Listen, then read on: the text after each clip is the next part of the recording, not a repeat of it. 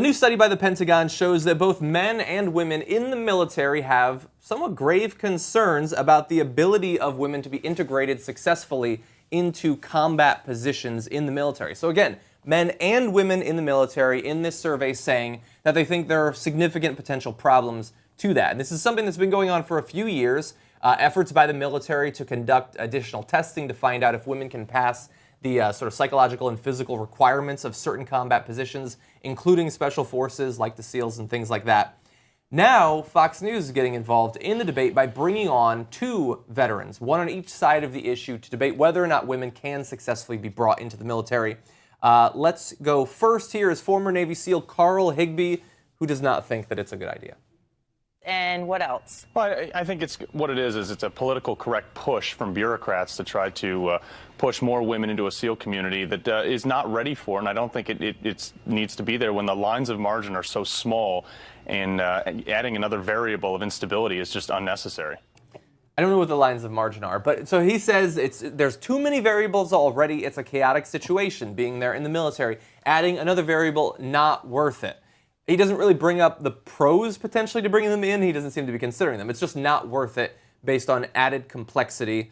So we're going to have a response by the female veteran. The number one thing that we have to remember here is that mission success must always come first, not gender success. Right. So there needs to be this standard across the board standard that isn't reduced to a gender norm standard in order for women to be able to pass these tests. Women don't want that. Women don't want special treatment in the military. It doesn't do them any favors, and it doesn't do the military as a whole any favors. So I feel with the concerns of those who were surveyed about them being worried that the Pentagon might, cave to political pressure and reduce those standards. That's not what is best for the military at all. Yeah, so I did the intro that wrong. She does actually eventually get to defending women's position in the military. That is the pro-women in combat positions, Amber Smith, that they have on the show. But even her, this is basically balance on Fox News. You bring in the one guy he's gonna say in this next video, they have no place in the military.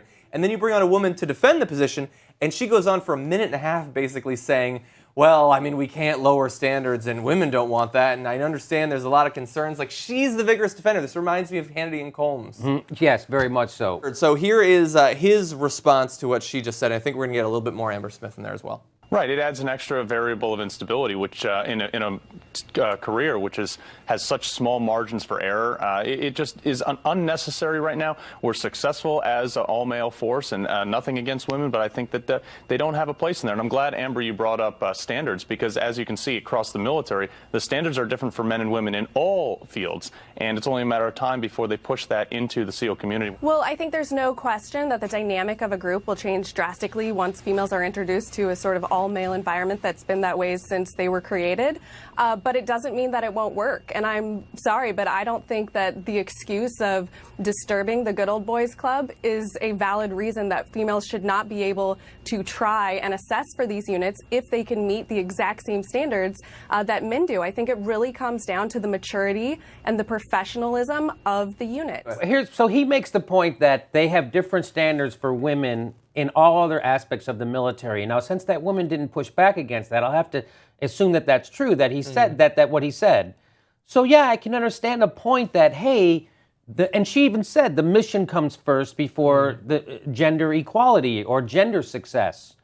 So if women are held to the same standard as men are in a SEAL situation, I don't see what the problem would be. Yeah, I don't think you should lower standards. I always had a problem with lowering standards. I understand that there's certainly a benefit to having diversity in anywhere you are, but at what point does that diversity become a negative if you're not fully qualified? So I think if women are qualified, they should be able to do any job that they're qualified for. That'd be my position. Yeah, I don't know how prevalent the different standards are throughout the military. But I guess I feel like I got to play devil's advocate a little bit. I mean, I overall think that, so his point was, we're doing fine as an all-male force. Why throw things up in the air or whatever? And I think it's easy for the group who is included to say, there's nothing to be gained. But clearly people on the other side think that there is. I mean, many would say that the U.S. military was just doing fine before it was integrated. Better after integrated, though. I mean, someone could have and did make the argument back then, well, it's doing fine as an all-white force or with just black companies, not integrated. But that doesn't mean that there's no benefit to integrating. And it might be that again, people are making the case when it comes to like CEOs. Maybe there's something inherently about men that make them more effective CEOs, but also maybe not. Just because companies have done well in the past doesn't mean that bringing women in, even if there's something about them that isn't the same as men, doesn't mean that they can't bring unique benefits to the role as well. I mean, it's one thing to say we have these exacting physical standards that you have to pass. And I think in general, I think a lot of people are going to say, well, yeah, everyone should have to pass the same standards. But what if there's other things that they can do or bring that men do not typically bring? Like, we're a country that, like, if you want to be a part of something, if you want to potentially give your life for the country, the idea of some guy who used to be a SEAL saying, no, you shouldn't be allowed to, that strikes me as odd. It strikes me as un-American to not even give them the chance.